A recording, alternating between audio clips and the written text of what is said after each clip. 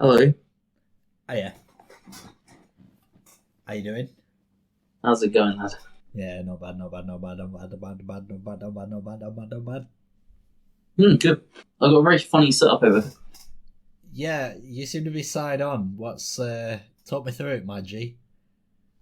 So I've got my phone is propped up on an alarm clock and a pile of sticky notes, Right. and then I've got this. So my work desk, Yeah. laptop, screen, and then on top of the laundry hamper, I brought in the other laptop so I can pull up a stream of the Liverpool game. No. We will be doing the whole NFC. Ed will be taking the NFC North. Max, you have the NFC South, right? Are you recording? Well, yeah, I always just start recording, don't I? Yeah. No, I've got the NFC South, I believe. Yeah. I've got the NFC West, and then apologies from Sam, who would have loved to have been here, but then realised he had to talk about Carson Wentz for any more than 14 seconds. So, he's gone. He's fucked off. He don't care about the listeners. That's Sam's prerogative, not caring about the NFL fandom. What he said to us was word for word. He said to us, "Look, I tend to put myself before like the podcast. I just don't consider it that an important part of my life. So, I mean, we're here. Yeah, and we're the bread and butter of the podcast. Who's bread and who's the butter? I guess as the host, you're the bread. No, but I feel like I'm a little bit more slippery than bread. There are slippery types of bread. Are there really? Are there really slippery types of bread? Yeah. Brioche has been in the shower. Unbelievable. Underwater focaccia. Is that slippery? I feel like that's more if you throw it at a wall it'll end up sticking. Navy rye.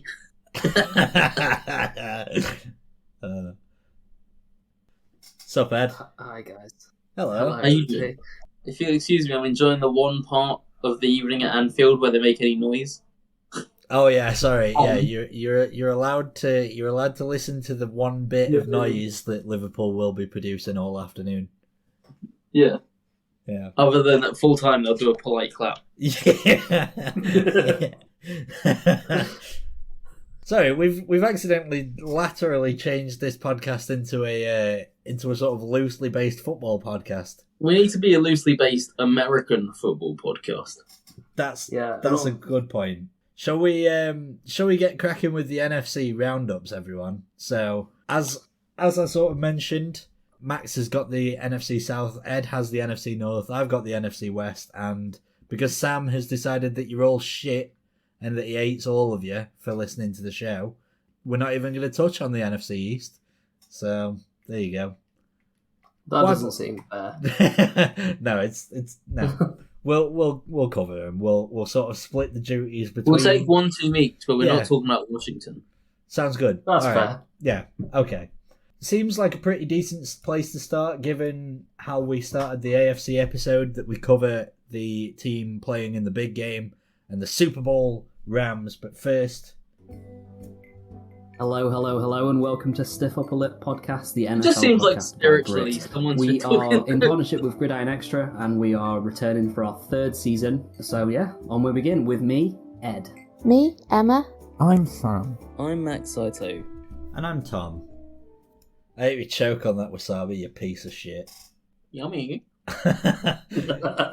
Yes, we are back with the NFC episode. If you missed it, our AFC one came out last week, and we are going to start with the LA Rams. And, well, they've certainly made the biggest splash of free agency to me. Bobby Wagner joining from the Seattle Seahawks, which now means that their defense contains 99 Aaron Donald, or, that guy, as Urban Meyer would like to address him as. Bobby Wagner, the probably safest tackler in the entire NFL for linebackers, and Jalen Ramsey. What a way to start your Super Bowl defense. Then they extended Matt Stafford. They, ended up re-signing Joe Noteboom, re-signed Matt Gay. Big news, re-signing John Wolford. But Alan Robinson? Pretty tasty. Alan, what? What? Yeah, they Alan picked up Alan Robinson. When? When the fuck did that happen? They lost because... Oh shit, they did. Sorry, my bad. I saw the blue and red of Bears on my over the cap and just immediately like blanked it from my memory. But yeah, Alan Robinson shows up as well. So yeah, they did lose Beckham probably and Woods. So yeah, and Woods has gone to the Titans, and then they also lost Von Miller. But like, I don't think that they were really expecting to keep Von Miller. I think he sort of went there to win a ring and then disappeared again. But you know, I'd say that's a pretty decent free agency. Shoring up your linebacker core, getting a wide receiver that's, you know, good, and keeping hold of your best assets. That's. I don't know. Is Allen Robinson and Bobby Wagner they're sort of guys who are probably recognised as being probably past their peak. Maybe Allen Robinson could have like a career resurgence, but you know, Bobby Wagner's knocking on a little bit, isn't he? So. We could have said that with OBJ and Von Miller, and look how that turned out. Yeah, we could have said that with Matt Stafford. Could have said that. Like, it's just not. It's not how it goes. Okay, but so we were wrong about like 3 guys, so we should never try and suggest it again. Is that what you're saying? No, I just think they've earned the benefit of the doubt. Yeah, I mean, okay, yeah, I think they'll be them and the Bucks are the clear Super Bowl favorites from the NFC, but. I don't know. There's a reality in which they don't live up to the hype, possibly. But this is stemming purely from one of my biggest agendas, potentially. What's your agenda? Go on. You should know what my biggest agenda has been. So. Matt Stafford's not very good. Matthew Stafford's only benefited from having decent wide receiver play for 1 year of his career, and as a result, he won a ring. Calvin John, you heard it, Calvin. Just like Calvin.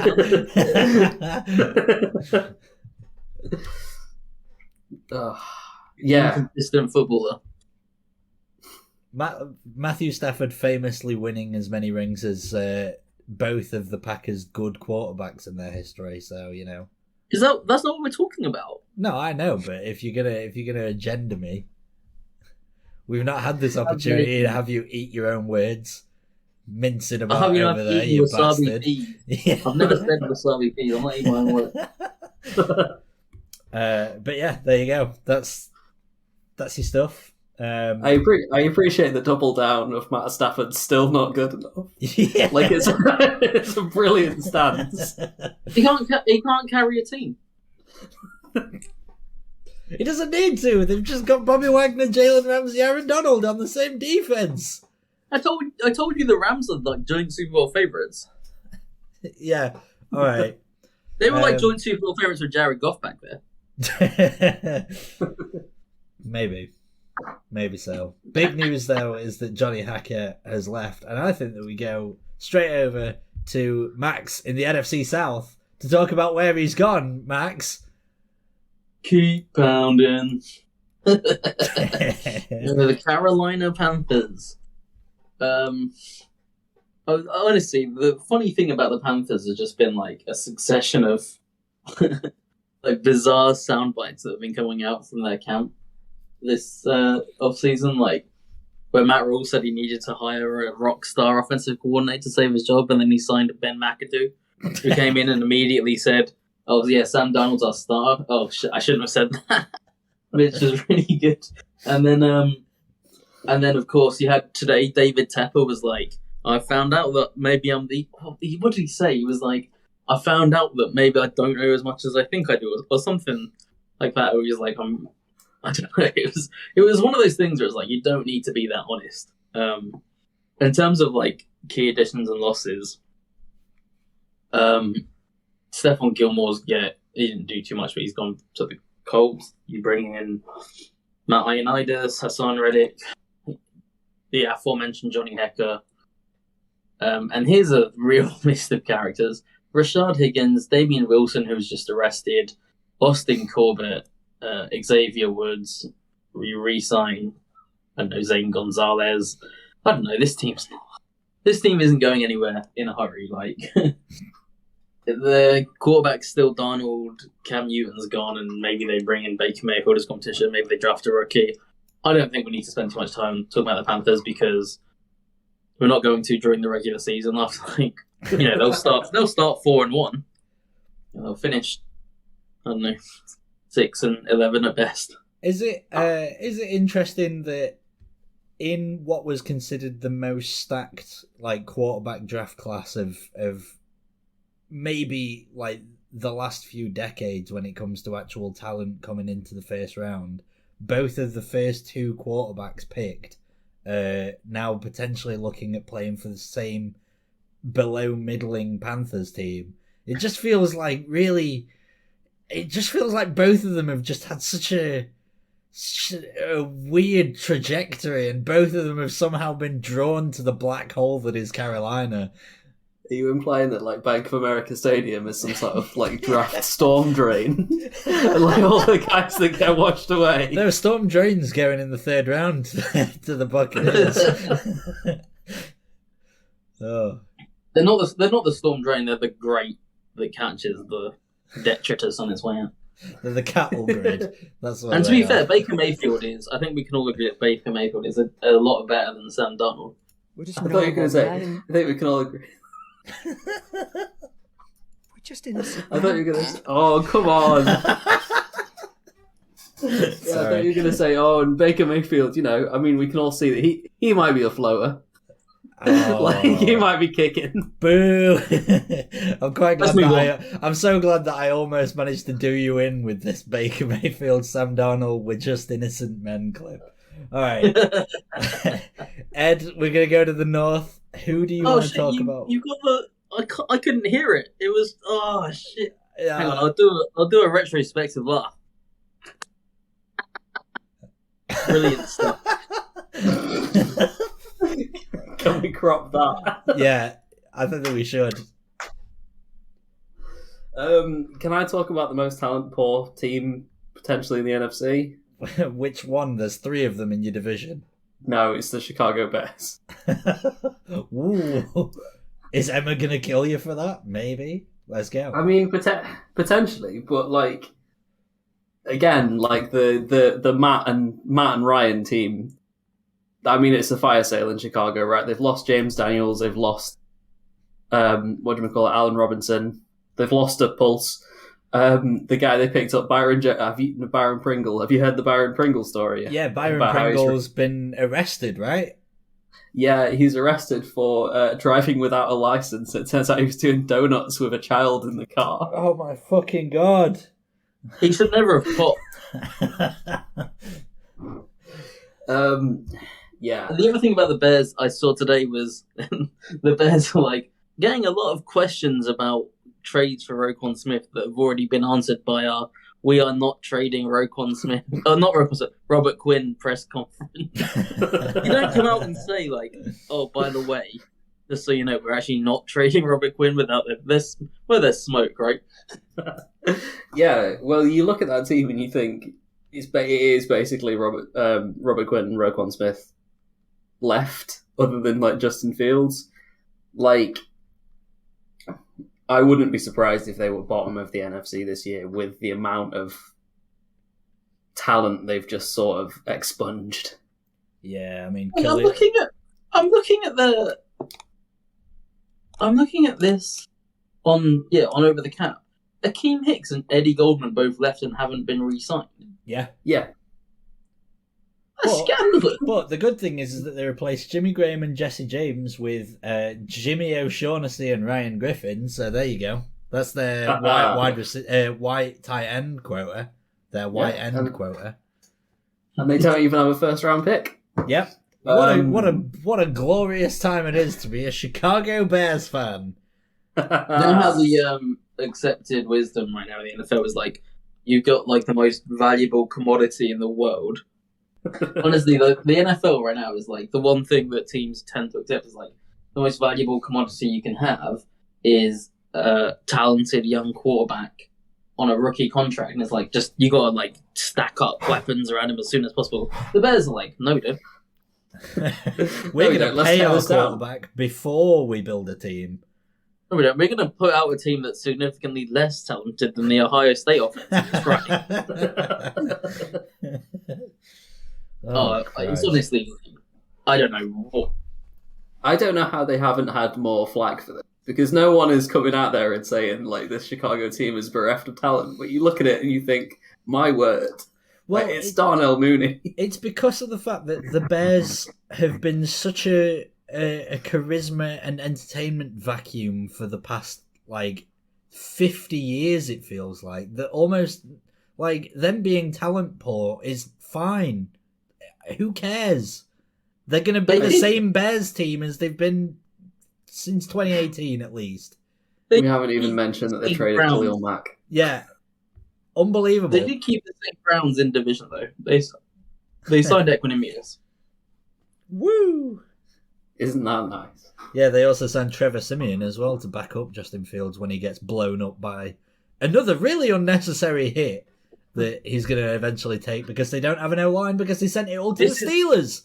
This is one of my biggest on my radar things in the whole NFL is the fact that for some reason Justin Fields takes 8 times more enormous hits than anyone else. Some of them are dirty and some of them aren't. It's not quite a combination of for some reason guys don't like him, and it's not quite he doesn't know how to take a hit. It's somewhere in between. People seem to leave a bit extra on him. Weird. It's who was that guy who converted from quarterback to wide receiver for the Browns in 2016? Terrell Pryor. Remember Terrell Pryor was the most unpopular guy in the world and no one really knew why? Justin Fields is kind of going down that route. It's bizarre. It is a little bit weird. Alright, my plan for the NFC East, so that we don't leave them till last and we don't spend too much time, is we lightning round them. Who wants what team in the NFC East, so we can just get them all out of the way in one big bulk and then move on to things that are way more exciting, like the Saints, for example. Who wants who? You pick first. You're the host. Pick your favourite team. Alright, well, favourite team, really? I'm gonna... Okay. Bagsy, Giants. Yeah, I'll go Philly in that case.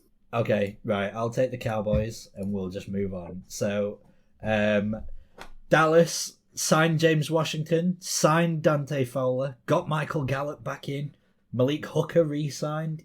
A lot of it has been re-signing players that they already had. DeMarcus Lawrence, Leighton Vander Esch, Jerome Kearse, Brian Anger re-signs, Jeremy Sprinkle re-signs. They lost Keanu Neal, Amari Cooper, Malik Turner, Randy Gregory. Those 4 guys, pretty important to how they operated. 3 of them anyway. Sprinkle. No, fucking no. Keanu Neal, I think, will probably be the biggest loss of everyone that they've lost this off-season, really, because he contributed in a sort of hybrid role that Dan Quinn seemed to really like. Cedric Wilson went to the Dolphins. Just a lot of we are going to keep hold of what we have. They at least got rid of the confusing tight end room of Blake Jarwin. Yeah, because now they've just got Schultz, and it'll be way easy to point out who's who because Jarwin's gone. But other than that, there's not really much, I'd say, for the Cowboys. Pretty regular. We are gonna revel in the Trayvon Diggs year coming up. Yeah.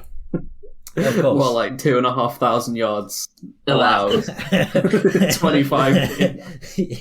Yeah, he's going to somehow break both the yards allowed and interceptions record.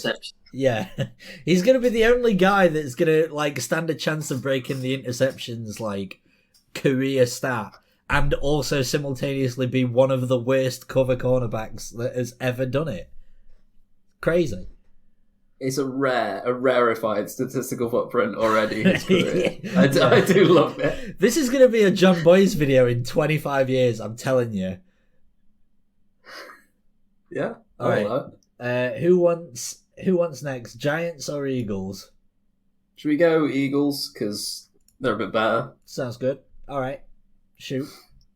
I think the big thing that the Eagles did was, the classic thing in the sort of Howie Roseman era is not being able to admit your mistakes. So the classic is like re-signing Derek Barnett and letting Hassan Reddick go just when he was breaking out. Classic Philly style. Re-signing Fletcher Cox. Like, I thought the that pickup Reddick, of wait, I thought that Reddick went from the Panthers to the Eagles, right? Wait, is that? Yeah. Yeah, Reddick. Oh shit! Yeah, I've got that wrong. Sorry. Yeah. In that case, well, I mean, re-signing Derek Barnett is still a mistake.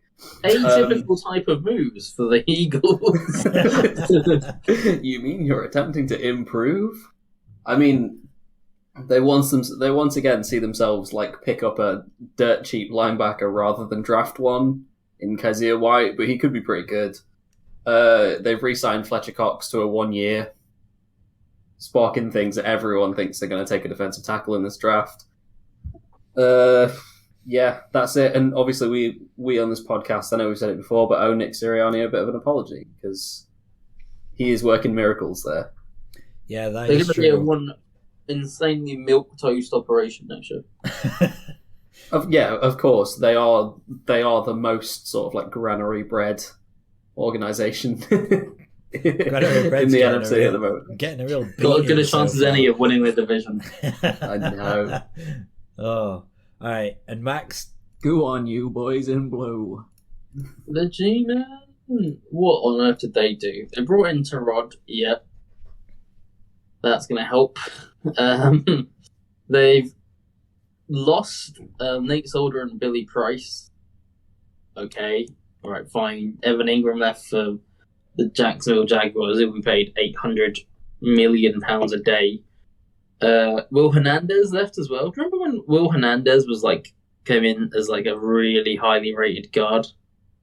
I mean, this is just like a laundry list of just like random guys you remember, like John Ross, Jabril Peppers left, Devontae Booker is gone, Kyle Rudolph, Logan Ryan. Do you know what I mean? Like, it's just random guys. It doesn't really mean anything. do you remember when people Daniel thought Jones- Jake?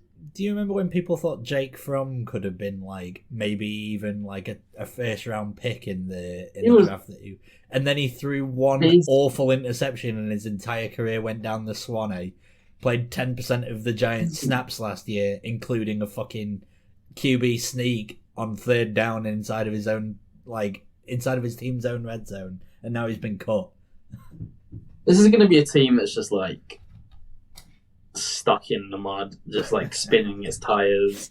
It's going to have it's going to have like one of the worst probably offensive lines I would imagine in the league, which is not going to help Daniel Jones, who probably this time next year is going to be in the situation of like Carson Wentz was in Philadelphia. I can imagine that. And yeah, this post Eli, I mean, I don't know what deal Eli Manning did with the devil, but the Giants are paying the price for it at the moment because they had some they captured lightning in a bottle with Eli Manning twice, and potentially it's never going to happen again. Yeah, it's not looking good. I didn't realise Sterling Shepard was 29. Yeah. I thought that he was still like 25, 26, but now I've just seen that they re-signed him. He's 29 years old. Lingard effect. It is. Theo Walcott all over again. I guess we probably should talk about them just like briefly. It's not even Theo Walcott. It's Aaron Lennon. All right, the Commanders now. Take command. They brought in F.A. Obada, Carson Wentz, and re-signed J.D. McKissick, and pretty much Carson Wentz leaving the F.A. Obada was the headline. Well, This is what I'm talking about. This is what I'm talking about with F.A. You guys talk about him so much for no reason. I literally, what I did was I read it from 1, 2, 3 on Over the Cap. If you wanna take it up with your own fucking bullshit, then you can. But How dare but other than that, there was nothing. Like they lost guys: John Bostic, Adam Humphries. John Boswick. Yeah. They lost Ricky Seals-Jones, for God's sake. Yeah, they lost Brandon Schaaf to the Jags, Matt Ioannidis to the Panthers. That's it, really. Just do you think you'd quit on the spot if you were like, someone was like, oh yeah, you're being drafted in Washington? Do you just be like, no, I'm going to go into car sales? Until they sort out their field, probably, yeah.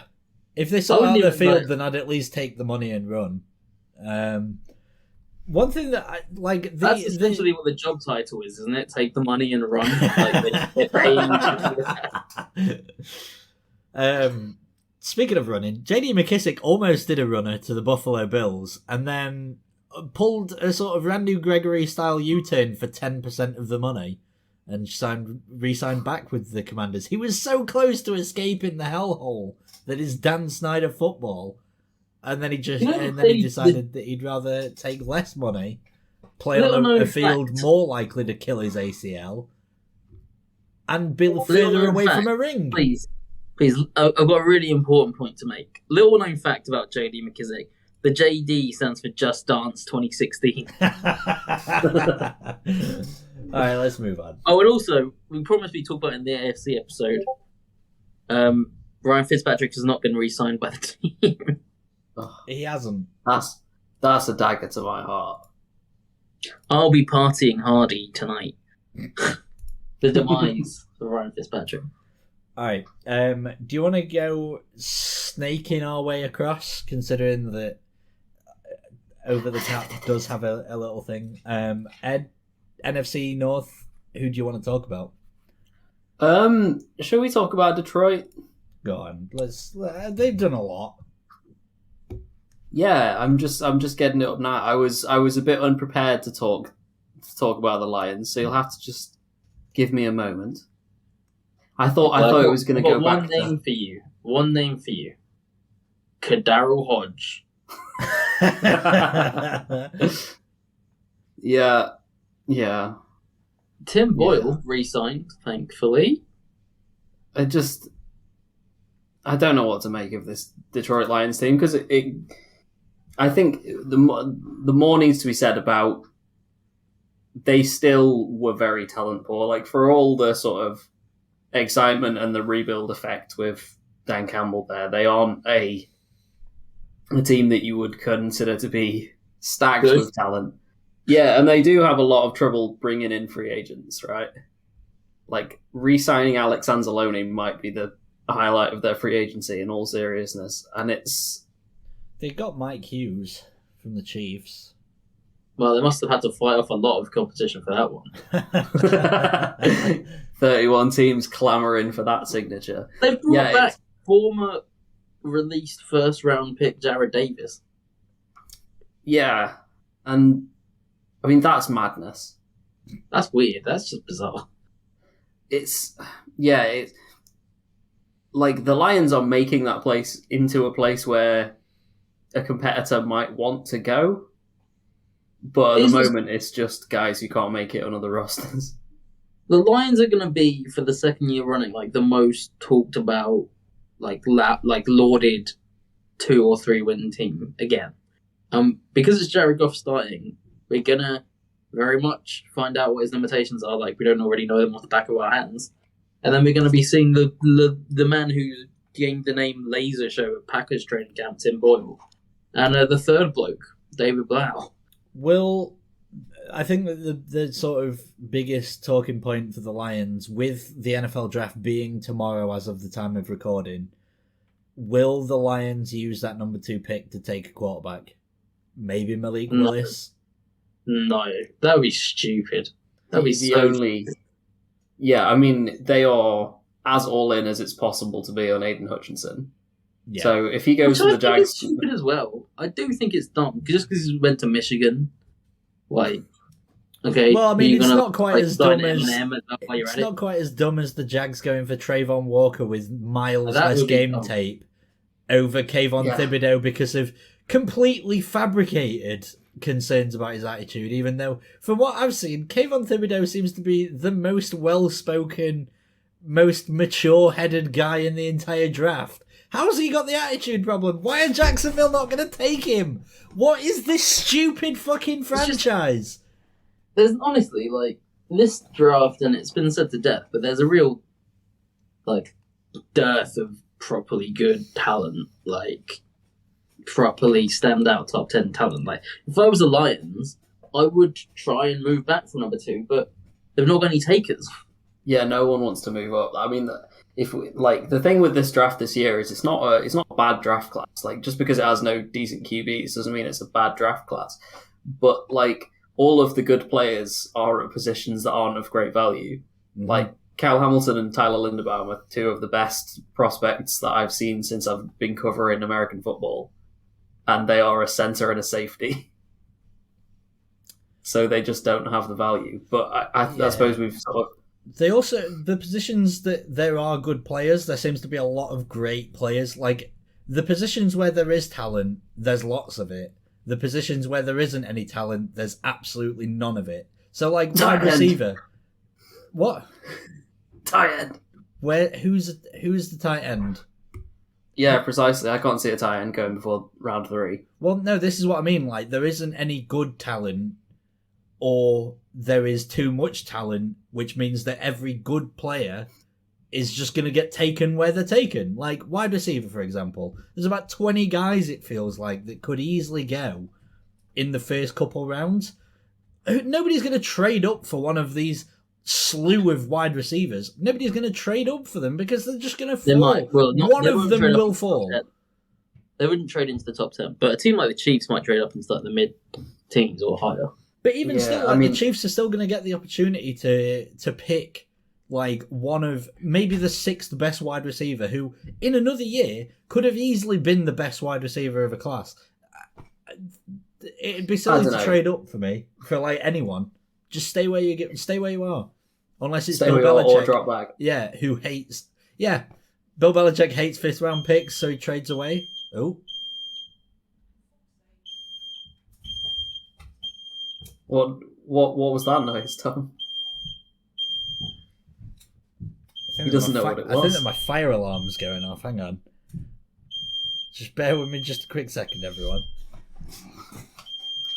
I mean, I'll talk briefly if I can, then I'll go on a major tangent and say that I was on the Franchise 33, our sister podcast. Uncle Berg. Yesterday. Yeah, I was chosen. They've never asked me on. Yeah, it's because they know you. And we sort of came to the conclusion that like I wouldn't be at all surprised to see 8 wide receivers go off the board in the first round. Which it's possible. I think 8 would be on the higher end of the scale, but it is possible. That'd mean 1 in every 5 picks was a wide receiver. Under over 8.5 wide receivers. I'm taking the over. Oh wait. In the first round? In the first round. I hang my hat on 8, but I'm not going as high as 9. But can I push? You can push, sure. Yeah, 8.5 for me on the dot. Alright.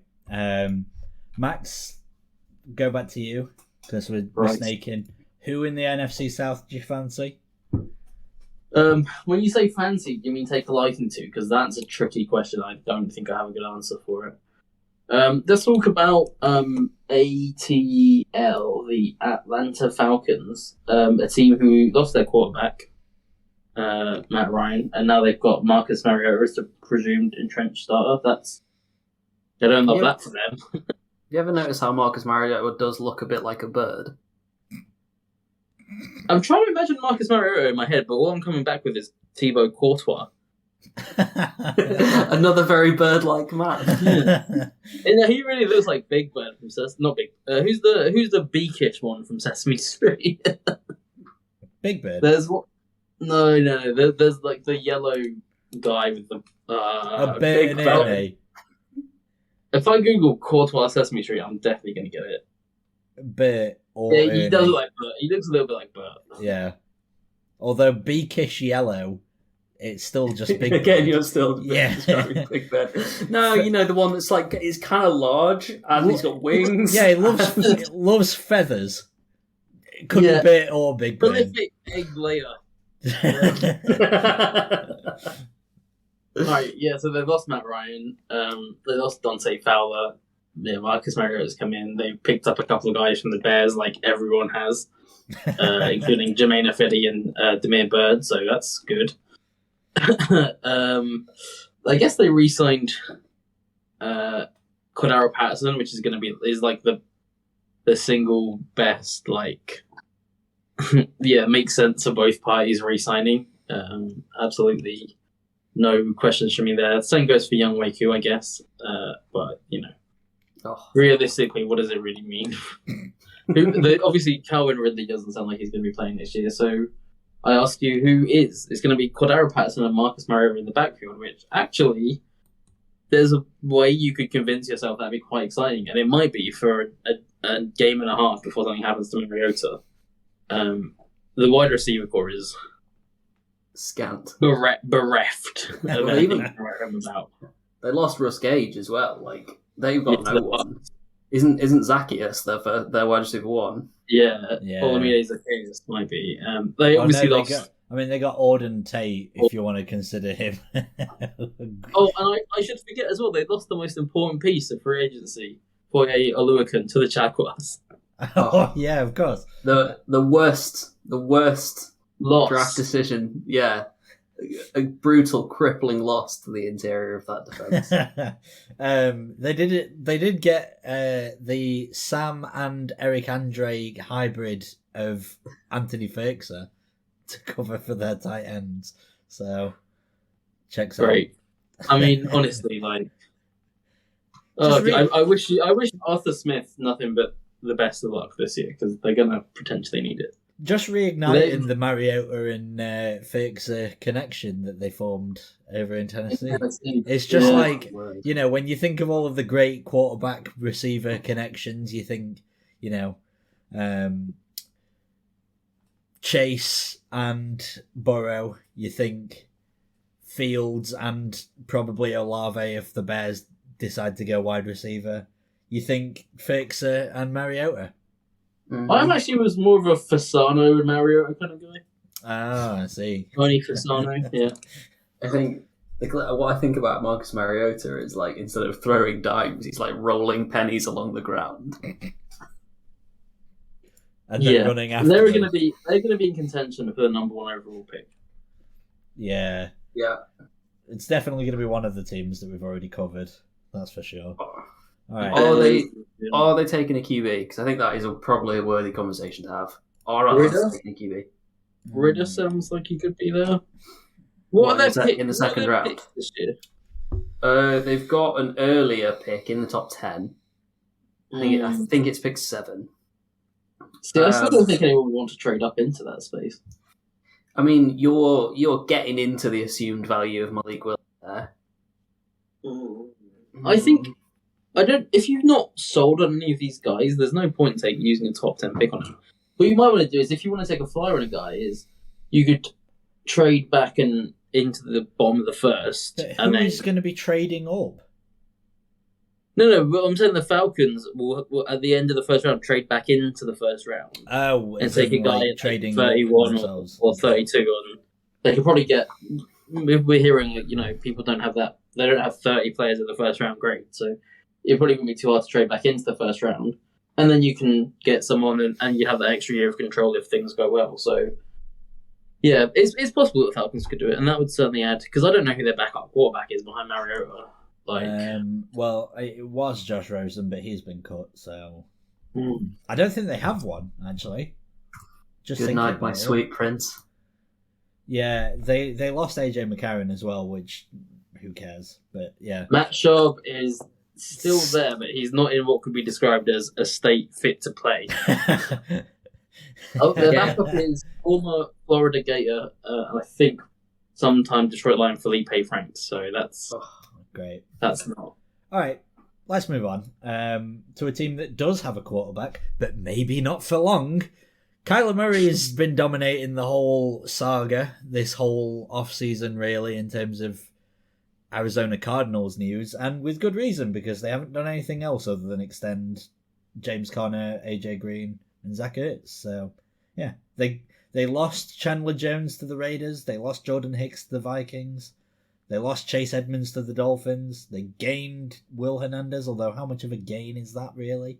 They came highly touted in the draft. but yeah, the big news is: will Kyler Murray actually be a Cardinal next year, or will he hold out and decide not to play? Because I don't know what it is about Kyler Murray, but he's the most exciting player that I can think of that I would want to spend the least amount of time with as a human being. Like, it's because his size makes him feel like a toddler. Yeah, he seems really fucking boring though as well. Like, he's such a charisma vacuum as a human being, but he's pretending like he's one of these like highly fucking talked about guys or whatever, which I guess he is because we're talking about him. But it just don't try and be an egomaniac. Just fuck off and play baseball if you're gonna be a dick. Jesus. An open letter to Kyler Murray. Yeah, they're gonna pay him. There's no doubt in my mind they'll get paid. And it's alright. Nobody's a Cardinals fan anyway, so who cares? Exactly. I think it's extremely predictable to me that it's like, I don't know, the Cardinals have done the same thing like for both of the last 2 years. So when that happens, you got to keep the same DNA of the team and just run it back, and maybe it won't happen again. Did I ever tell you guys the definition of insanity? All right, let's move on to. I'm going to talk about the San Francisco 49ers, who did a lot You of going very... back to back? What? You doing ones back to back? Well, we could snake it again. I thought we were snaking. Cool. Let's get it snuck. Is it not a snake if you... No, because then...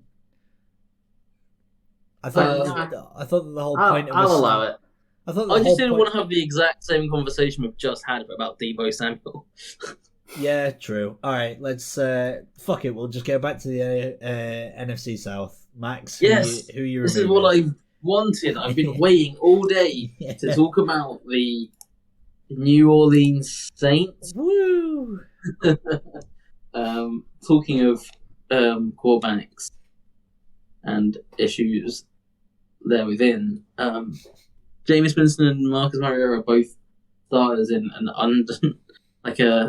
extremely uninspiring NFC South at the moment, which is funny. They didn't really lose many guys. They definitely didn't really gain any guys because of the cap space situation. Like, if you look at who they lost, it's not, 2022 Colin Alexander. Obviously, Teron Armstead is probably someone they would have liked to have kept, but the price that he commands in the market, they couldn't afford, and probably wasn't worth it to them anyway. Marcus Williams, they lost, but they gained Marcus May, so it's a Marcus for Marcus situation. Andy Dalton comes in to back up Jameis Winston. That's a funny quarterback move to think about. Can you imagine a conversation between Jameis and Andy Dalton? I have got to see that. I need to see that interaction. Daniel Sorensen comes in, so that'll be fun. Just another bastard trickling his way into New Orleans. Just as one leaves, it's like a revolving door. Sean Payton leaves, Daniel Sorensen arrives. They all make their way to the Farm Foods Thunderdome or whatever it is. It doesn't matter what happens. They'll the Little Caesars Silverdome. Honestly, it's just like they'll go like 5-12, and they'll hold Tom Brady to combine 13 points across both games. Yeah. Obviously, there's talk that Alvin Kamara may never play again. Wait, really? Whether that's... Oh shit! Yeah, because he had that car accident, didn't he? What? Wait, No, because of an assault charge. fuck! No, wrong guy. My bad. Yeah, no, my bad. Uh, Yeah, I mean, I'm not 100% keyed in on this story, but yeah, the last I heard about Alvin Kamara, there was serious talk that he might face time. I've not heard that. I feel like I would have heard about that if that was true. Yeah, but It's Schefter's just not not been a reported story. about it, saying that Alvin Kamara has been wrongly accused or something, you know. Mm-hmm. Tweeting out some agent Yeah. spiel in the guise of it being Yeah. his own opinion. Yeah, Kamara venerated as Hussey leaps in front of car or something like that. Man runs into Kamara's fist. We shouldn't joke about it, but Schefter will tweet something like this. People don't. Schefter! People don't get arrested. People don't get arrested for fights in New Orleans. It's just part and parcel of being there, I think. But what about But in they're Las all like Vegas? cool, like jazz fights, like unpredictable movements, off the cuff stances, and of course improvised weapon usage. The three core tenets of any jazz fight. Didn't this Yeah, it's like a assault- much seedier capoeira. Didn't this happen in Las Vegas though? While he was there Yeah. for the Pro Bowl, It did. yeah. Which again, I'm- to be fair, actually part and parcel of Las Vegas. What happens in Vegas stays in Vegas. The Vegas fights are just boring and brutal. Yeah. Next, they'll be booking it at the MGM Grand. Next up, he'll be the guy getting hit by a car at the start of the Las Vegas Grand Prix. Oh dear. All right. Right. Let's move on. Ed, to the north. Should we talk? Let's talk Minnesota. Why not? I can think of some reasons why not. Because they're really, really good. The big, the big thing is that we signed Zadarius Smith, What? poached him from a local rival. Local I can't. Sunday league.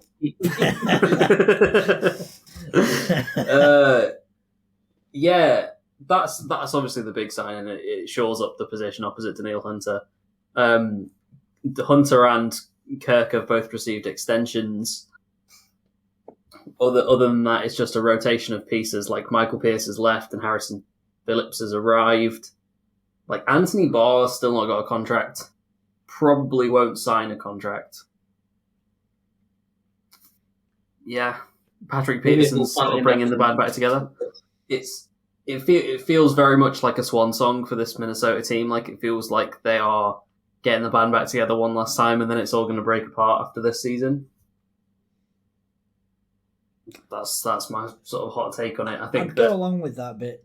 Usually, whenever you see like a getting the band back together, it usually means that they've done something. What do you mean, man? Have you forgotten the Minnesota Miracle? It'd be like if Fish with a PH would have gotten a one last revival tour or something. That's what I equate it to. Okay. What you No, mean? That I'm- what you mean that 1/5 of Atomic Kitten isn't allowed to do a revival tour? Fish are the band that they named the best flavour of Ben and Jerry's after. What, Baked Alaska? No, fish food.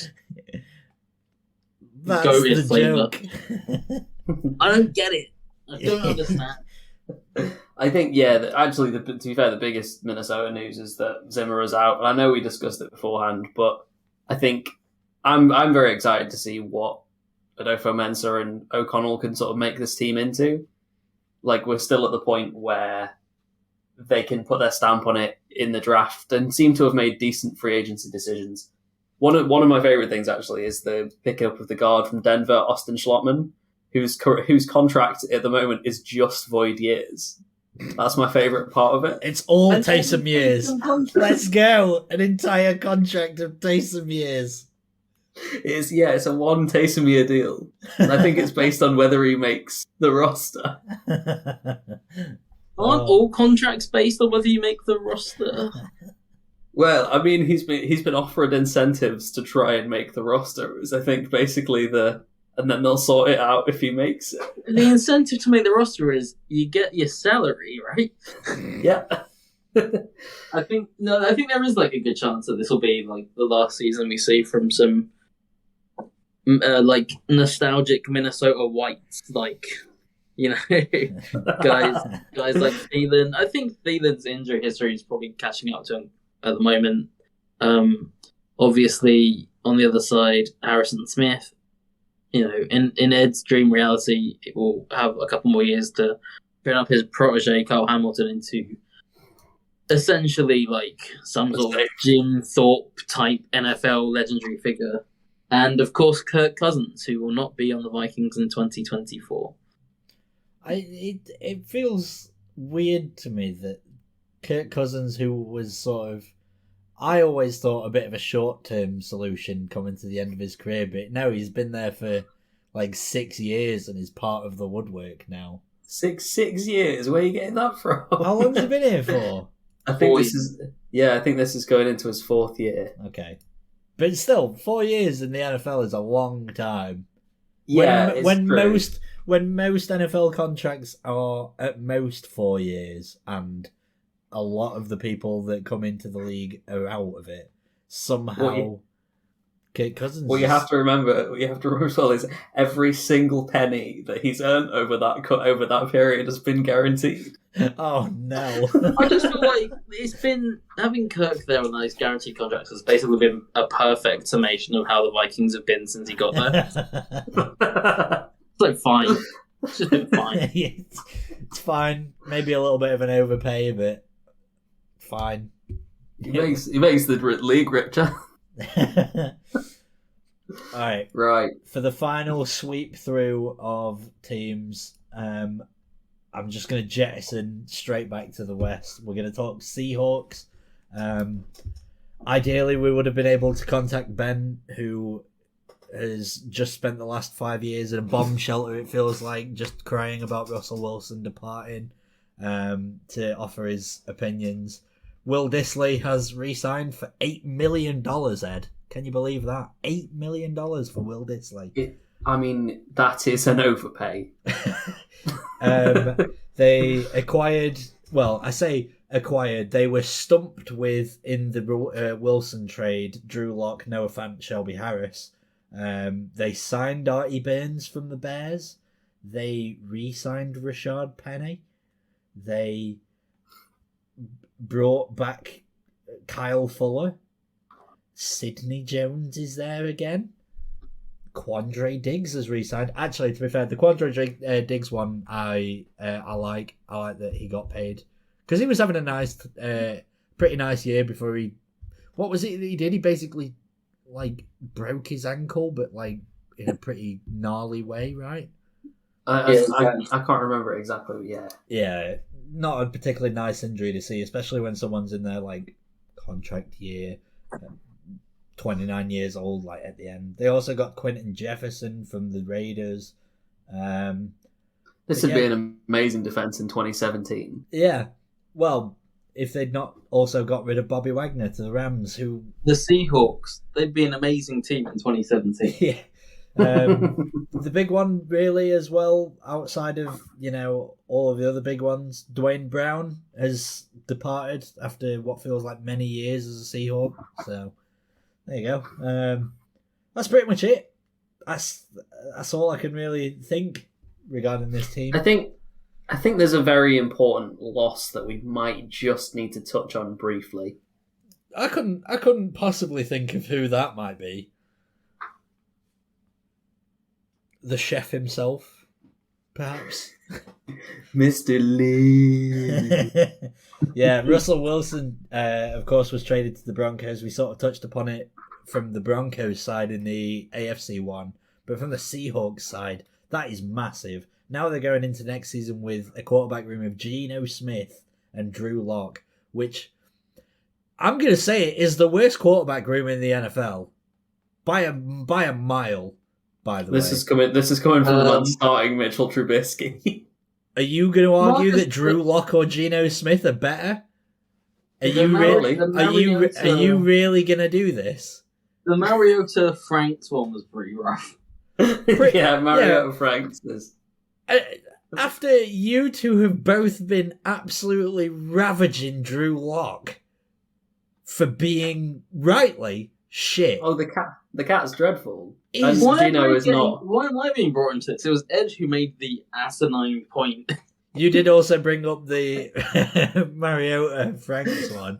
And again, I'll argue, Drew Lock is comfortably worse.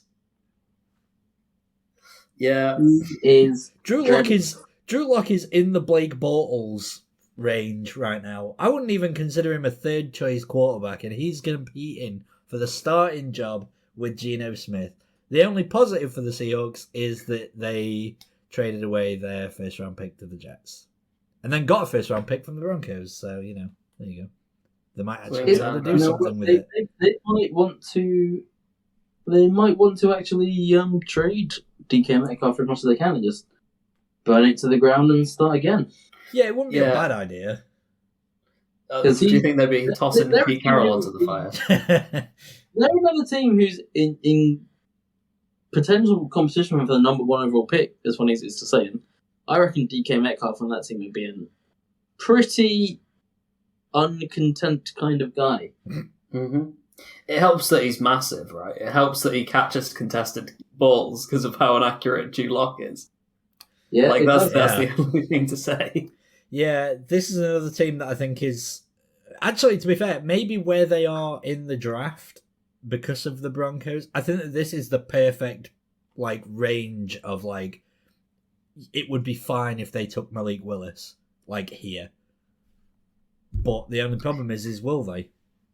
Can you imagine the Kenny Pickett Seattle Seahawks? No, I can imagine the Kenny Pickett Carolina Panthers and nothing more at this point. Yeah. That's the scheme fit. Jesus Christ, they brought Jim Zorn back to play for them. What? Is that Dave Creek? Yeah. Alright, let's move on.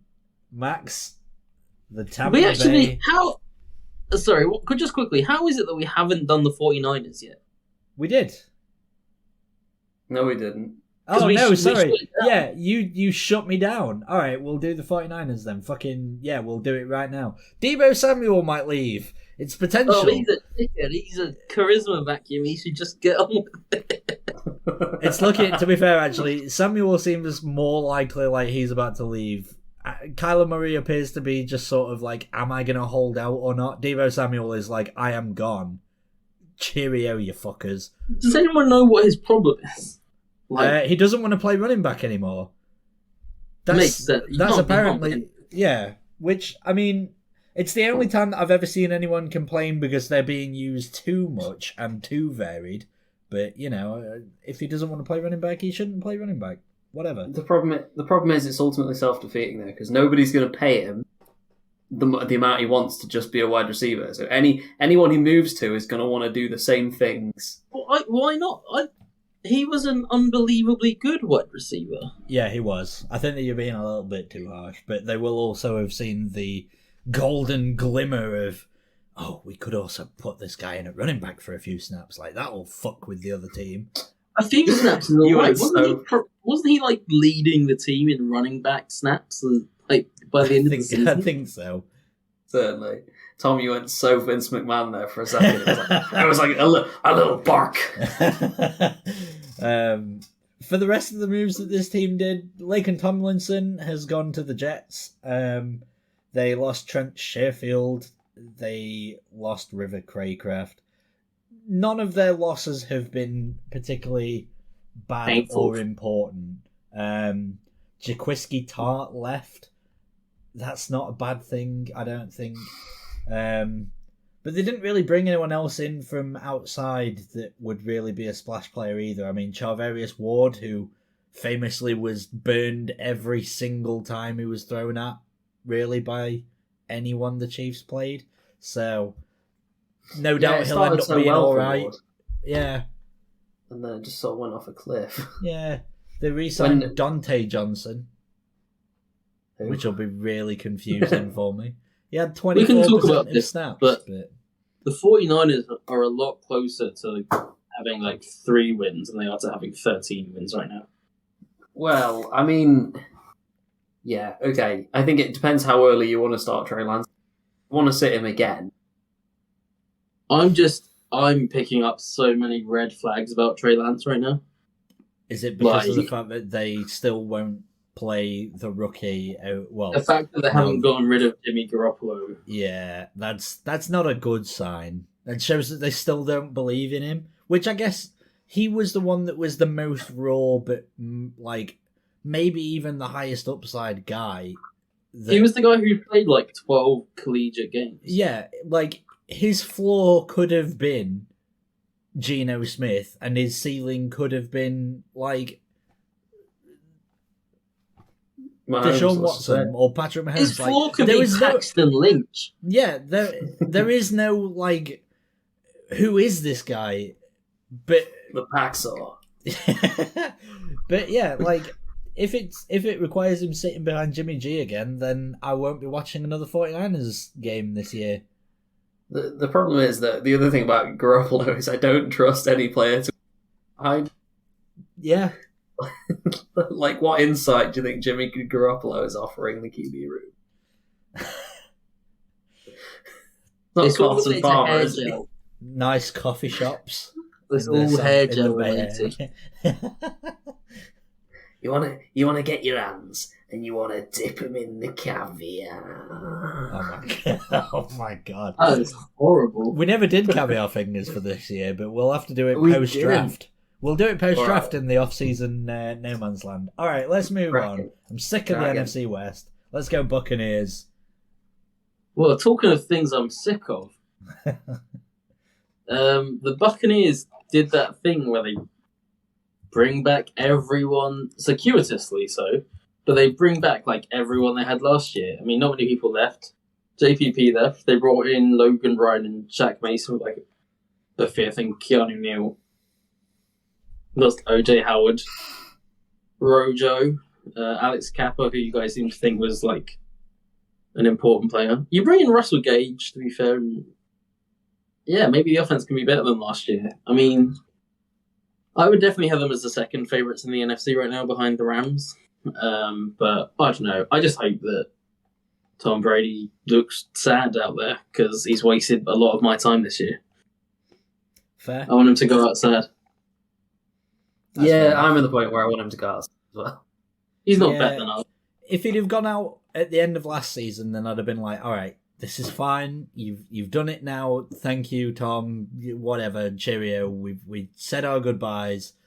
Him coming back, I want him to have the Peyton Manning 2015 season My fear is that he was still Eclipsed. pretty good last year. eclipsed with the Peyton Manning final regular season game where he registers a 0 passer rating, gets pulled in the second quarter for Brock Osweiler, throws And it will like still 5 be- interceptions and 8 incompletions on 13 attempts. I was going to say it would be still be Brock Osweiler, but it'd be even better if he playing Gabbett. Yeah, Oh, the Gabbett game. sub Yeah. Gabbert. Imagine being sub Gabbert. He's got the gift of the Gabbett. Hey! Alright, let's move on, please. Oh, whoa. Please. Just, we do need to talk about the fact that BA's gone and Byron Leftwich is the... You're right. You're absolutely Not Byron right. Leftwich. Not Byron Leftwich. Is Todd Byron Bowles. Leftwich? Todd Bowles. Todd Bowles. Todd Bowles. Can we move Yeah. on? Yeah, let's move on. Yeah. All right, Ed, to the Green Nice Bay hashtag. Packers Hashtag nice game of bowls. to finish us off. Packers, Ed, and I guess I- Max if you want. I think I saved the easy one for last because their biggest signing is the man with the bronze leg, Pat O'Donnell. Yeah. Honestly, that's really all there is. Like, other than just a series of subtractions, some of them in the form of additions. Like Billy Turner is subtraction by addition, isn't he? Yeah, Billy Turner was good. I don't know who they're going to have play right tackle because Wait, their Billy backup Turner Dennis left. Kelly. Yeah, that's what I'm saying. Oh. He's an addition by subtraction. Let's see. Like, Oh. I mean, the main thing to come out of this is: did you see that Kansas City are paying MVS $30 million? What the fuck? Not Why? not per year. No, it's for- Oh, okay. 3 years, 10 million, which is still a lot of MVS. Yeah, they must think that they can use them. I mean, Yeah, shit. The offense is going to have to be reworked. I mean, it will be interesting. I'm a little bit worried about David Bakhtiari, where he is, because obviously he barely played last year, and the recovery from the ACL tear was just not. It didn't go to plan. But they re-signed Russell Douglas and Devondre Campbell, who sort of became like spiritual leaders for the defense. And I talked about it, but bringing Jaron Reed might give an opportunity to get a little bit more rest for Kenny Clark, which could be really helpful. But it's a lot. There's a lot up in the air right now. I don't know what they're going to look like next year. Jaron Reed is an Ed guy, actually, so I'm sad that he's gone to the Packers. I think I suppose we can sort of like bring in the draft a little bit. A lot of people are saying they'll go at least one wide receiver in that first round. What are your thoughts, Max? I'm a little. I don't really know, because when someone asked Gooty, it's funny in a British accent, isn't it? Gooty. Brian Gooty, yeah. Brian Someone asked him Gooty about the draft, and his sort of instant response was to say, well, the Packers have had great success drafting receivers in the second round. And that kind of makes me a little bit nervous, but it is also true. Like, obviously, Devontae Adams, Roundup Cobb, I think James Jones, some of their best receivers are in the second round, but like, if there's guys on the board in that when they get there, maybe their first pick, they might consider a defensive player. I've seen them mock to take George Karlaftis out of Purdue a lot, the edge rusher, which doesn't make too much sense because Rashawn Gary's there. Preston Smith had a really nice year last year. I don't think it's their like biggest position of need.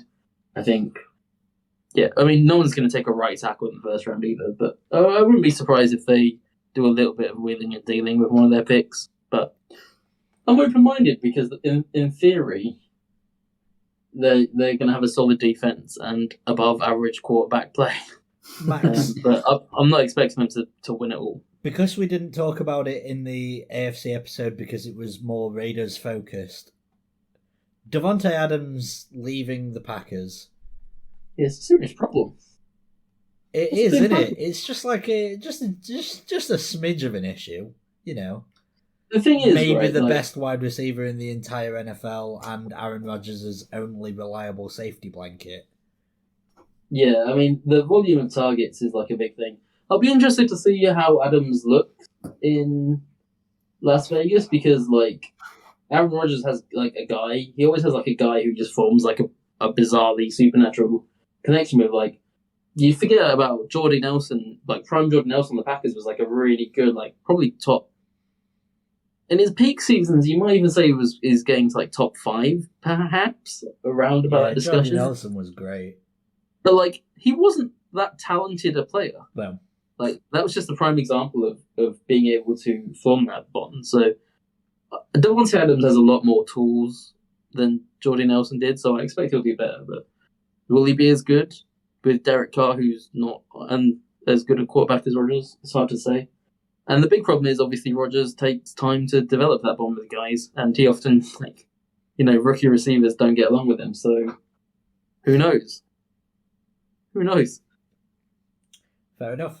All right. Can I go on? One more question for Max, just because it was a problem that I always used to have with like the Vikings teams of the 19, where it was like I feel like this Packers team is suddenly so studs and scrubs.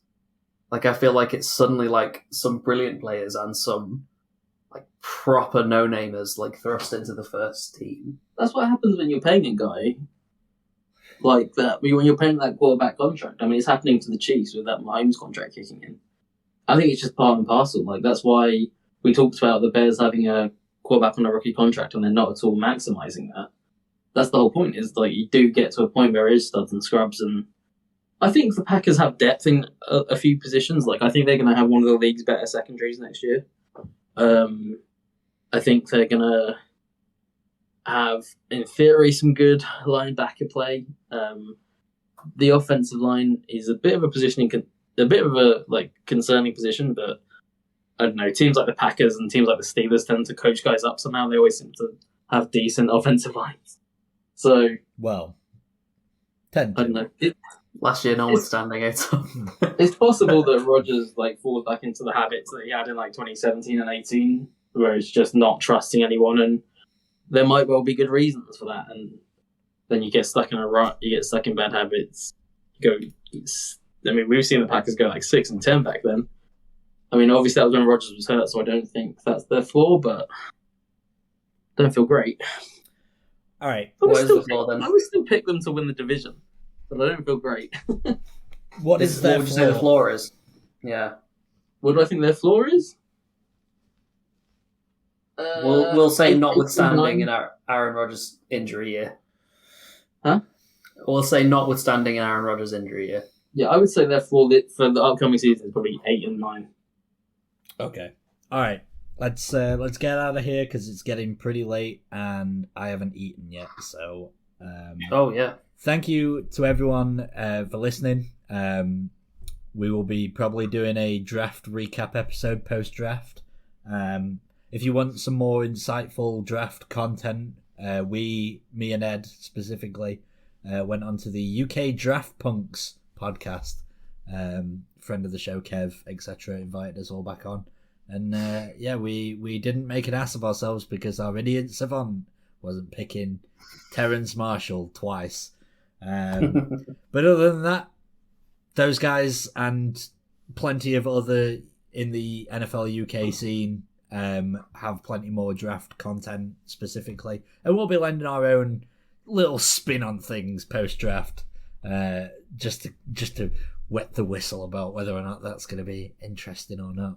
We'll have to wait and see. But yeah, thank you to everyone for listening, and we'll look to see everyone through the wild west that is late April to August in the NFL. Oh, Ed, have you got a closing remark? Just roll on season 4 of the Stiff Upper Lip Pod. Yeah, baby.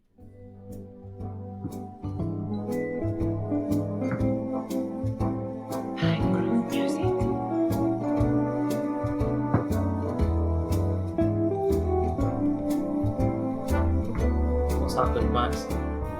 1-0 to the team in red.